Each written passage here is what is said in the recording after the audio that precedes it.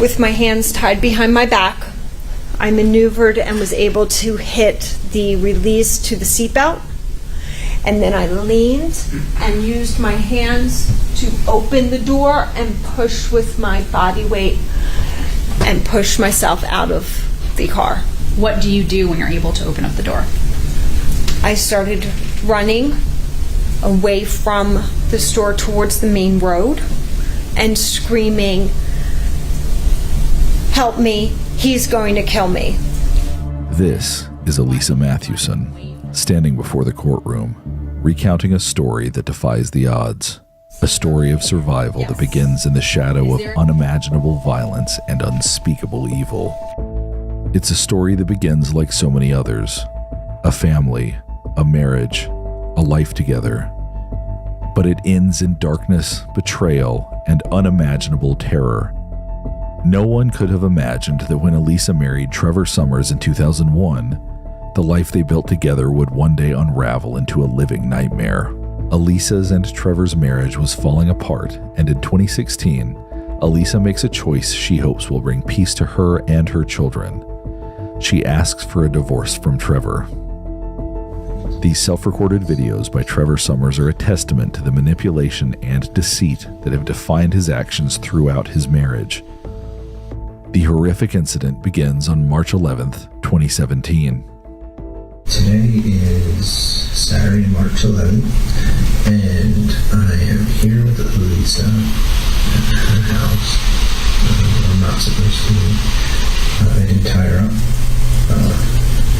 to keep her from contacting the authorities and giving me enough time to get out of town. She's agreed to give me some time to say bye to the kids and leave. So I am planning on that. As well as leaving her everything that I have. But the only other thing I'll say is that up until the point I found out about all the dating stuff, I was feeling pretty normal. And when I asked about it, I kept getting different stories. So it's just something I couldn't deal with. My mind literally just broke, and I snapped, and it's just something I can't deal with. So I am sorry for getting aggressive with her today. She's virtually unharmed.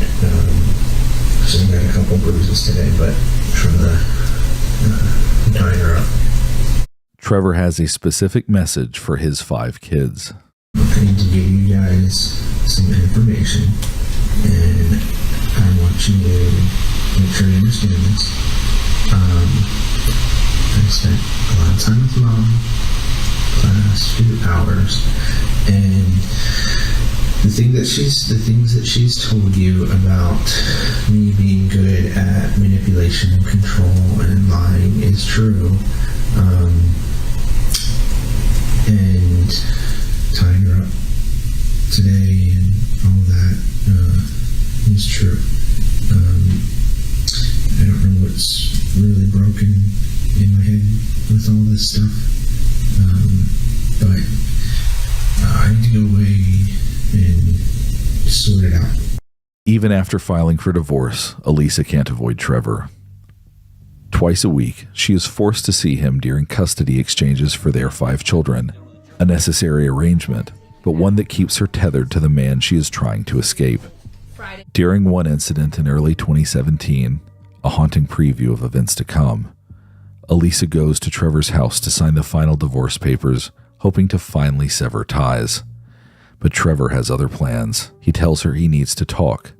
There are things she needs to know. At this point, Trevor's world is unraveling. Facing prison time after pleading guilty to wire fraud charges from a failed business venture, he's desperate, cornered, and dangerous. As she tries to leave, Trevor's desperation boils over into violence. He pulls out a weapon, not just a knife, but a machete, forcing her to stay. The door of the closet faces the master bed, and he turned into the closet and turned back and pushed me down onto the bed and pulled a knife out from between the mattress and the box spring, and he held a machete at my chest. What happened at that point? He opened the end table, and there was rope and duct tape, and he told me if I cooperated, he would not tie me up, and he would not use the rope or the duct tape. And what did he mean by cooperate? Did you know at that point? He told me that he was not okay with the divorce, that what I had done and destroyed the family, that he was not going to take this, and that I was going to stay and listen to him. After an agonizing standoff, Trevor seems to regain control. He lets Alisa leave, but only after forcing her to promise not to call the police. But Alisa does just that. Alisa calls 911, recounting the harrowing encounter. But without any bruising or marks to prove her story, police doubt her story. Despite the obvious danger, her pleas for protection go unanswered. This failure would prove devastating. Trevor's manipulation didn't end there. In the days that followed, both filed restraining orders against each other. But Trevor twisted the situation to his advantage. Using the restraining orders as leverage, Trevor began turning the children against their mother, painting her as the aggressor in their fractured relationship. The seeds of mistrust are planted, isolating Alisa further. With the children caught in the crossfire and the system failing her, Alisa's left more vulnerable than ever. But the danger is far from over. Trevor's obsession with control was only growing, and the worst is yet to come.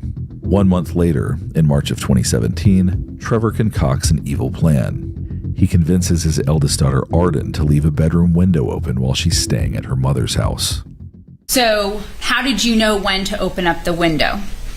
I don't remember if there was, I believe there was a call, but I don't remember exactly if there was a call or a text. Is it possible that one of these calls alerted you to the fact that and the defendant had arrived? It is possible. If it was a text, would it have been in the group text?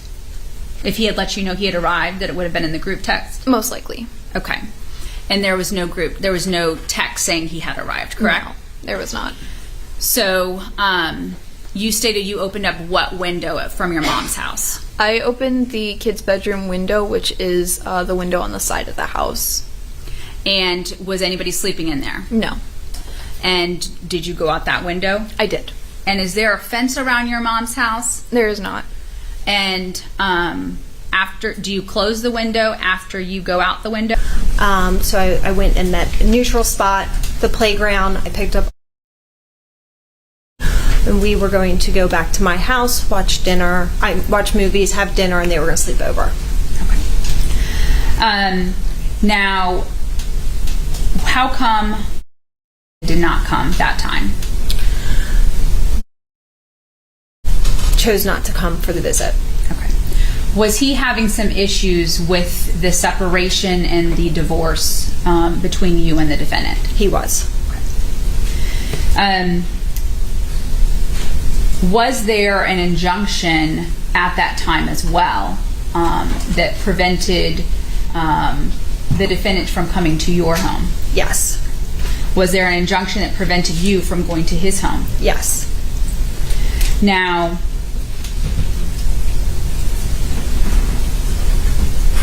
did you watch movies the night of March 10th of 2017? We did. We watched Storks. And that evening, did anything unusual happen? No. Do you recall after the movie was over what happened? I was tired, and I kind of started dozing off on the couch while the movie was going on. And so I was going to go to bed, and it was past their bedtime, and they asked to sleep in my bed with me, and I let them sleep in bed with me. And Arden wanted to stay up, watch movies, and said she was going to just sleep on the couch that night. Did have their own beds in your home? Yes. Was it a separate bedroom? Yes. And that night they had asked to sleep in your bed? Yes. Did Arden have her own bed at your home? Arden and I shared a queen size bed in my bedroom. Was that the master suite? Yes. But that night she chose to sleep on the couch. Yes. Do you recall approximately what time you went to sleep? It was a little before 10 o'clock, 9:45-ish. Did you take anything to go to sleep or on any medication like that to help you sleep or anything? No. At some point, do you wake up? Yes. And do you know what time that was? It was 3 o'clock. How do you know it was 3 o'clock? I had a digital clock with large numbers on my end table. What caused you to wake up? I was woken suddenly from a deep sleep to water droplets on my face, and when I was trying to get my bearings, I realized there was a dark figure in my bedroom. Did you have any lights on in your room? No. Any light on in the bathroom that's No. attached to your bedroom? No. What did you do when you saw the dark figure? I started to scream, "Who's in my room? Who's in my house?" The dark figure went up against the wall, leaning against the wall, and I kept screaming. And then I heard a voice say, "Calm down." Did you recognize that voice? I did. And who did you recognize that voice to belong to? Trevor Summers. Were they still in the bed with you at that time? Yes. What were they doing when that initial interaction took place? They were starting to stir, but had not fully woken awake. What's the next thing that happened? When he said, "Calm down," and I realized who it was, I started reaching to my end table and throwing objects from my end table at him. Do you recall what you threw? I always sleep with a cup of water that has a straw in it, and I grabbed that and threw that. There was a box of tissues. So those are the items that are normally on my end table. What's the next thing that happened? He grabbed my feet from the end And of... when you say he, is that the defendant? Yes, Trevor Summers grabbed my feet by my ankles, the end of the bed, and drug me, my full body off of the bed, pulling all the bedding and everything with me. Alisa can see her children as the nightmare is unfolding, but she isn't able to speak to them. Did you make any statement to when you saw him? No. When the kids go out the front door, where's the defendant when the kids are walking out the front door? He was holding me in the farthest corner of that family room, like the last seat of the couch, the furthest from the door. And I would say he was on top of me, but he was really like wrapped around my body, holding me in place. So you were not able to run out the front door, is No. that correct? No. Do you know where the children went? No. Did you ask the defendant where the children were going? Yes. And what did he tell you? He told me that his parents came to get the kids and and to take them home. And what kind of car did Trevor Summers have on this date? I had no understanding of his car. I'd never seen his car. He told me that he bought a new Chrysler Pacifica. But you had not seen it to I date? had not seen it. Okay. After the children, first of all, let me stop. Do you have any idea what time what time frame this is when the children leave? Are you looking at a clock? Do you have access to a clock when you're in that family room area? There's no clock in the family room. When the children leave, what happens next? The same demeanor he had while sitting on the couch, the restraining me, holding my body, was the way that he escorted me back to the master bedroom. He guided me, and I was exhausted now, and he took me into the master bedroom, and that's when I saw the time, approximately between 5:30 6 o'clock area. During, from the first time that you saw him from 3 o'clock until 5:30, 6 o'clock, after you had been trying to get out the front door, and then he guides you to the back, what was your mindset as far as whether or not you were going to be able to try to get out of the house anymore? I tried as much as I could to get help and to get out the front door, not just for myself, but for my kids. But I realized that he was going to overpower me every time I tried to do anything. So at this point, I've completely exhausted, and I'm just left in that position. Okay. When he takes you back from the family room, where does he take you to? He takes me to the master bedroom. And what happens in there? This is the first time that he ties me up. He took the scarves and he tied my hands, my Are these wrists. the scarves that you had described earlier that was around his waistband? Correct. And what did he do with those scarves? He tied my wrists, tied my ankles, put a sock in my mouth, and wrapped a scarf around my mouth. He pulled a nylon rope from his pocket and cocoon wrapped me in this nylon rope. When you say, was that your body or still your hands? No, my whole body.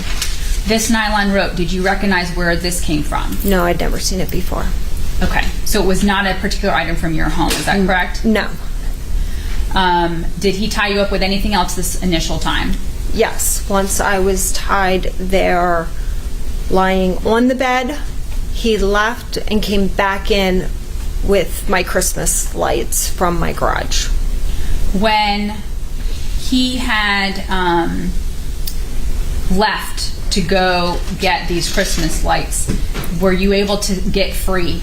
I was working my way out. I was able to kind of squirm and push my feet kind of up on those ropes that were around me and was able to kind of loosen things up. And then when he came back in with the Christmas lights, he tied those Christmas lights to my bed frame.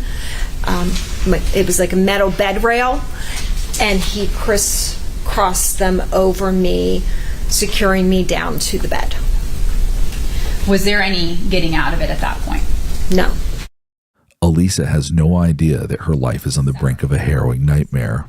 He told me that it's getting late. He's going to be leaving for the boat soon. And I thought, okay, I've made it through this day. It's almost over. And he told me that once he is out into international water, that my best friend Jennifer would be contacted to come to my home and untie me. But he had to tie me up to make sure that he could get out into international water. Okay. And so where does he tie you up? He ties me, and I begged him. I said, please don't hog-tie me. It was so painful. Please don't. And he put, similar to the first tying up, he laid me on my back. He had tied me more my wrists, my ankles, but then he had gotten a sheet, a pink sheet, and he wrapped the sheet around me as a cocoon and then wrapped around that. And then... Do you know where this pink sheet came from? It was in the hall closet right outside the master bedroom. There was a hall closet. Was there any getting out of that? No, this one was even more cocooning and tight than the first time. And so what did he expect you to do once he left for the boat and you were tied up? He turned on the Netflix series Crown and said, "You'll enjoy this show. Just watch this to entertain you until Jennifer comes and unties you." So does he then leave and go get on the boat? He left. And I when you say he left the room or he left the home? I thought he had left the home. Okay. So what do you do? So I wanted to make sure that he was really gone. I laid and watched the show calmly because I didn't want him come back in and see I'm half out of, this. And then after probably 30 or 40 minutes, it was so quiet and I was sure he had left. I started to squirm. I started to try to wiggle my way out. And that's when then my bedroom door opened.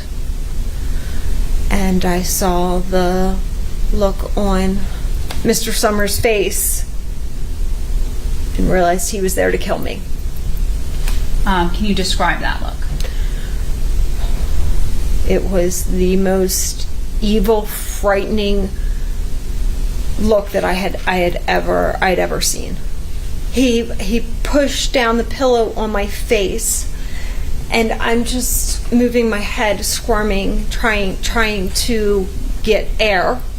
And he climbed on top of me with his full body weight. First his upper body, full force on the pillow on my face, and then he actually scooted up his lower body and straddled up on my upper chest area to put even more pressure down on my face. And were you still tied up at this time? Yes. And did he say anything when he came in with the pillow or when he was pushing it down on you? No. Were you able to say anything? No. Were you able to gasp for air or find any way to take a breath? I tried, and sometimes I would get a little bit, but I'd be like, this is my last breath, and this is it. With a chilling mix of threats and intimidation, Trevor forces Alisa into the car, leaving her no choice but to comply as fear grips her every move. He said that we were going to go to his home to get his suitcase and say goodbye to the kids, and he grabbed my car keys from the hook and put the suitcase right out front of the front door and walked me to the car, put me into the car, pulled the seatbelt across me, buckled me, got the suitcase, put it into my car, and then he got in the driver's seat of my car. Did you at any time tell him that he could utilize your car? No. Did you give him permission to borrow your car? No. Is he driving the vehicle? Yes. And where does he drive to? He drives down Lithia Pinecrest, and to go to his home, normally we would turn onto Lithia Pinecrest and then make a quick right onto Bell Shoals, and he didn't make that quick right. He continues down Lithia Pinecrest. Do you know why he was taking a different route? No. Did you ask him why? Yes. And what did he tell you? He said that he had to make a stop first. Did he tell you where he needed to make this stop? No. Where ultimately is this stop? He pulled into the Walgreens. Randall Query, an employee at Walgreens, notices Alisa trying to escape. And what observations did you make that ultimately led you to call law enforcement? I'd seen and heard a woman running and screaming in the parking lot. Did you make any observations of her, what she was wearing, what she looked like? Yes. What did you see? I'd seen she initially had like a blanket over her shoulders, and she was running away. The blanket fell off, and I saw her hands were bound behind her back somehow. Could you see how her hands were bound behind her back? No. Did you make any other observation of her that you recall? Not that I recall. Was she running, can you tell me, describe for me where you were standing outside your Walgreens? I was just outside the front door to the left, I believe. And was this female running towards you or away from you? Away from me. Did you see where she had come from? I did not. Could you make out what she was yelling? Yes. And what did she say? I believe it was something to the effect of, like, help, help, help, call the police. Hold on, wait, I'm sorry. Hold on for a second. Overruled. And Mr. Crosby, so you're now allowed to answer that question. What was that female yelling? And It's something to the effect of help, call the police. what did you observe? What did you observe next? A man was chasing after her. Do you recall anything about this man? What he was wearing, what he looked like? Yes. And what do you recall? I gave a description of the events to the police at the time. I don't recall what he was wearing at the moment. And did that individual run towards this female? Yes. Did you see where he came from? No. And did this male that you saw, what did he do when he was running towards the female? He caught up to her and grabbed her, kind of wrestled her back to the ground. I'm sorry, to where? To the ground. Okay. Did they fall down on the ground? I don't recall. And what happened next? He then took the woman and brought her back to a vehicle. Near the Walgreens and Fish Hawk, and some chick just ran out of the dude's car. Looked like her hands were tied. She ran out of the car, she couldn't help me. He just grabbed her and put her back in the car. What's the address? It's Walgreens and Fish Hawk. I don't know the address. She dropped her shirt. If you can just walk it back and pack it up. No, I wouldn't. I would test it over. I'll try to keep anyone else from touching it if you can get someone to get here. Yeah, I get it. I get that on the way, so. Close the corner of Fish Hawk and Fish Hawk Crossing. He turned into Fish Hawk Ranch somewhere. Fish Hawk Ranch, okay. Did you notice any weapons at all on him at all or anything? I didn't, but I didn't approach him in case there was. Okay. Alright, so I got the call in, I got that fish on the way out, and they'll be on the way out. They shoot it short, okay? Do you have any kind of ETA?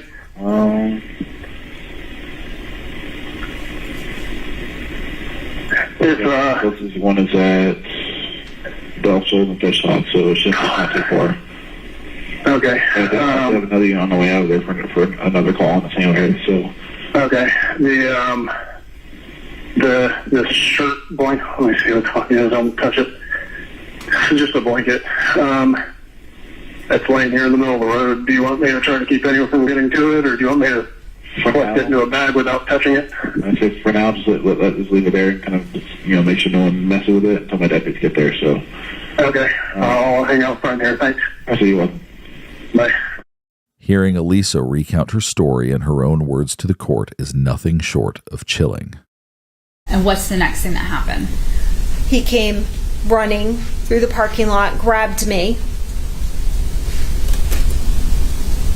A full force around my body, picked me up and got me back to the car.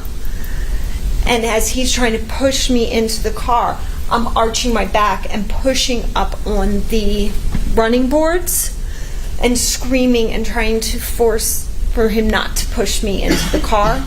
Once he pushed me into the car and closed the door, it took so much effort to be able to lean forward and get back out the door that he was able to run around and get into the driver's seat and take off. And did you see any employee outside of the Walgreens, either when you had exited the car or the defendant was putting you back in the car? I did. After forcing Alisa into the car, Trevor's plan to keep her detained is far from over. What follows is a disorienting journey to various locations, each stop designed to prolong her captivity and maintain his control. What happened? What's the next thing that happened after he gets you back in the car and the defendant gets in the driver's seat?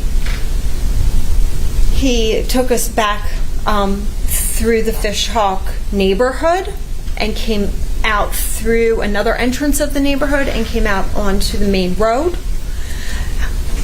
While he is driving, I'm able to do the same maneuver again and get the door, and the door swings open as he's turning left into where there was a Catholic church, and the door had swung open, And at this point, he stops, ties me to the seat, puts the seatbelt on me because I didn't have the seatbelt on when he took off of the Walgreens. He didn't rebuckle me.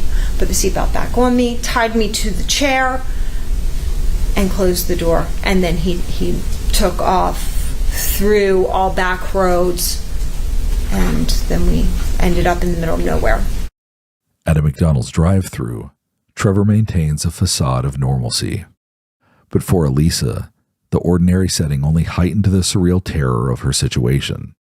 At a Citgo gas station, Trevor takes a moment to refuel, all the while keeping Alisa under his watchful eye. For her, every stop is a fleeting moment of hope for escape, crushed by his relentless control. In a chilling display of manipulation, Trevor convinces Alisa that they need to write letters to their children.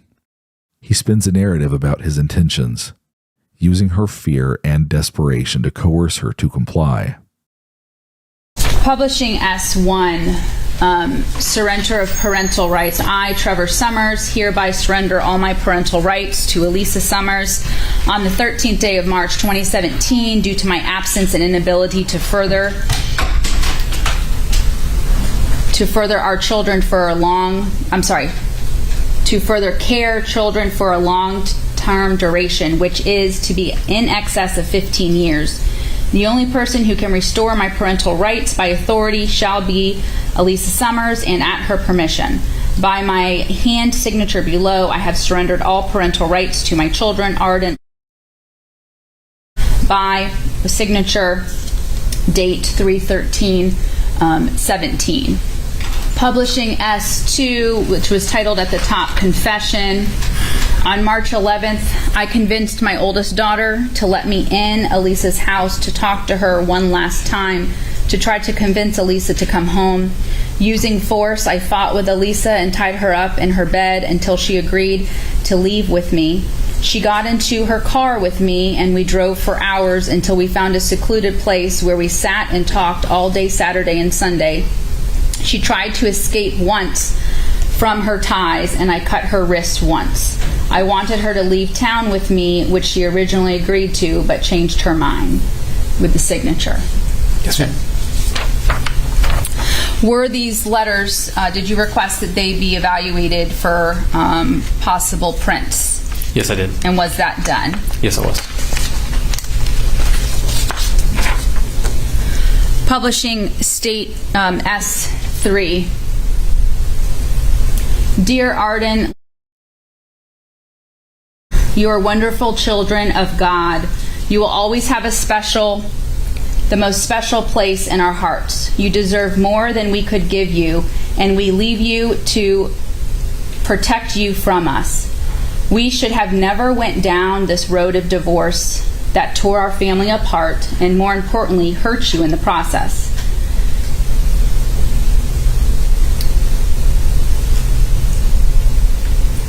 So we have ended it for your sake. We have good people in your lives that will help you and raise you to grow up better than we could have done. We gave you a good foundation and hope you remember all the good memories and right things we taught you. Try to forget the past few months because we said we did a lot of things we regret. Please forgive us and know that we have sacrificed ourselves to give you a better life. Growing up strong in the Lord, and pray to Him for your guidance and understanding. Love others always and try your best in all you do. Remember, nothing we have done or said is any of your fault. It is our faults, our mistakes, that made us undeserving parents. We wish you the best in everything you do, and we will be watching you from heaven. Take care of each other and know you are precious to God. Love you, Dad and Mom, Trevor and Alisa. And ultimately, were there prints identified to the defendant that matched his fingerprints on this specific letter to the children, as well as his surrender of parental rights? Yes. Trevor Summers is apprehended by police on March 12, 2017, following a 55-hour ordeal during which he kidnaps and assaults his estranged wife, Alisa. At the location where you were strangled, is that located within Hillsborough County, Florida? Yes. So he drives approximately 3 blocks. You said he peeled out of there. Is he driving quickly to this house with stilts? Yes. Did you know this person that lived there? No. Did he tell you why he was going to this house? He told me that was the safe house. Okay. And so what happens when he arrives at this safe house? Are you still in the captain's chair? I'm tied to the captain's chair. And what happens next? He pulls underneath the house, and he moves from the driver's seat over to the passenger seat. So he's sitting catty corner to me, looking back right at me.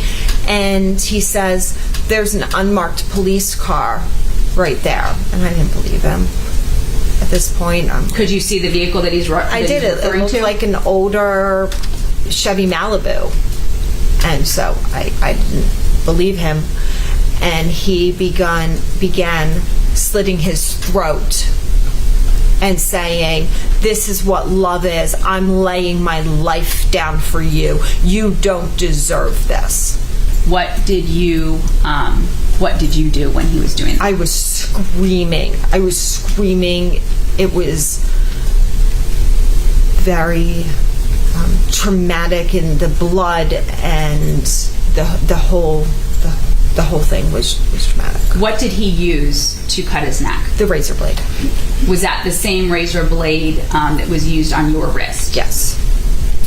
What's the next thing that, did you tell him to stop doing that, or were you encouraging him to No, slit his throat? I said, "Stop. Please stop. Please." What's the next thing that happened?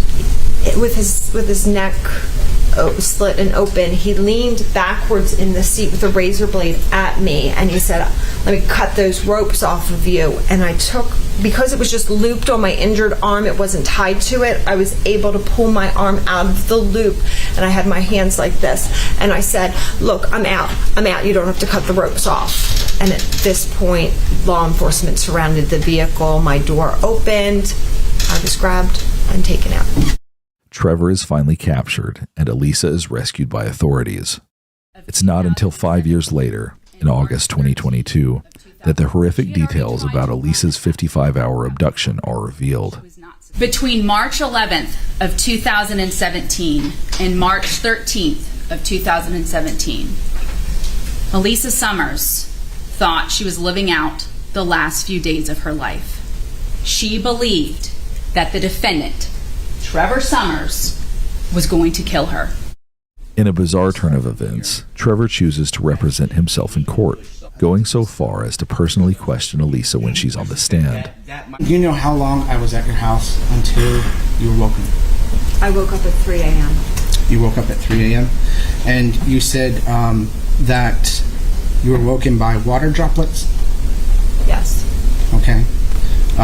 So that was the first moment you were woken up, by water droplets? Yes. Okay. And you said it was dark in your room? Yes. How dark was it?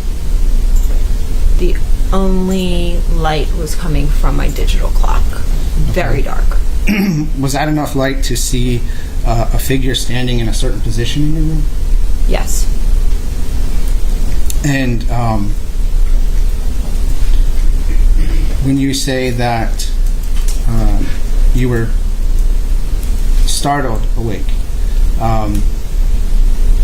do you know...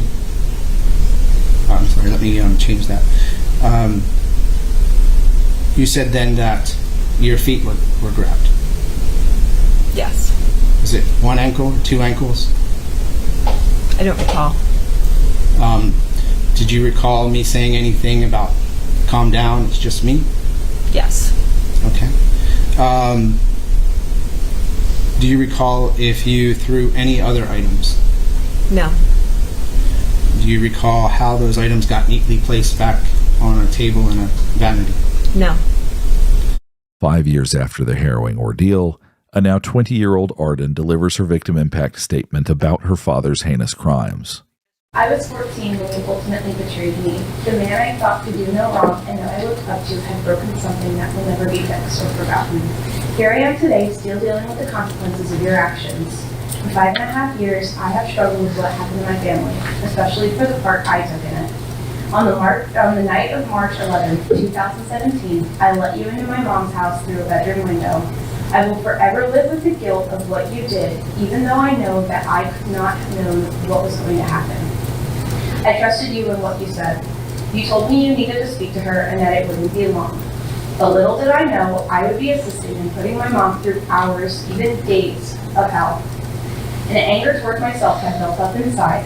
How could I not see how strange it was to let you in the window? Why didn't I question it? Even during that time when I waited down the street in your car, I thought it was odd how long it took you to wake my mom up. I have the burning question of why couldn't I do more? But now I realize the answer to that question, because I was a child who trusted her parents, and a child who trusted her father. The guilt has affected me for 5 years, eating away at my soul. Therapy and medication was not enough to tame the burning flame inside me. I was led to destructive behaviors, none of which I am proud of. The physical pain I inflicted upon myself was nothing compared to the pain of the guilt I felt and the weight I carried on my young shoulders. While no one else blamed me for what happened, I did. I fought against my own demons for over 5 years, all because of the actions of one man. I am 20 now, and while I have grown and overcome most of my demons, I still crave the closure I've been waiting for. The closure that 14-year-old needs. Sorry. I stand here today and share my story, one that I have been waiting to tell for all too long, one that has burned into the heart of my 14-year-old self. I was a child when I let you into my mom's house. I was a child when you told me to make an almost 30-minute drive with 3 other children in the car to your house. I was a child when you broke all my trust, my hopes, and my dreams. Even after my parents were found, my siblings and I were ripped from the only homes we knew, that of my parents. We were put with your parents and then moved to a family friend's home, neither of which were stable. This led to a worsening decline in my mental health. I was diagnosed with anxiety, depression, and PTSD. I was put on antidepressants, but it didn't help my constant PTSD episodes and sleepless nights. It felt as if everything around me was a trigger. I couldn't even go to school without having an episode of some kind most days. This continued until I was reunited with my mom in December of 2017. Only then did my long journey of healing begin. But even as I healed, the trial loomed over me. While I was anxious for the end and the closure I needed, I knew I had to face you one more time. And finally, that day came. I stand here today, stronger than I was before, ready for this sickening chapter to end. After years of continuances and waiting for closure, I am ready. Ready for the end and for the peace of mind. I may no longer be a child, but I can allow my inner child to heal from the damage her father had caused. I still have resentment, but it is no longer towards myself, only towards the man I thought was my father, Trevor Summers. When the verdict was read, it was more than just a legal decision. It was a validation of Alisa's courage and a message that justice would not be denied. Mr. Summers, I cannot and will not hold against you your decision to represent yourself. However, I do believe that the timing of your decision was born of pure evil, which is not surprising given that the circumstances of this case, the testimony and evidence that I heard clearly make you a monster in every stretch of the imagination. And as a result, first, I apologize to the victims for not being able to undo the harm, the pain that this defendant has caused you. To Arden, you should not feel guilty for anything that you did in this case. I assure you of that. I only hope that the sentence that I give today gives some sense of peace in knowing that Mr. Trevor Summers will spend the rest of his life in Florida State Prison. As to counts 1, 2, and 3 I sentence him to life in prison to run concurrent with each other. As to counts 4, 5, 6, 7, 8, 9, and 10, I sentence him to 32.1125 years on each and every one of those counts to run consecutively. The scars of that night would never fully fade, but they became a testament to her resilience. Trevor Summers' actions serve as a grim reminder of how far domestic violence can escalate. But Alisa's story is a beacon of hope, showing that escape and justice are possible.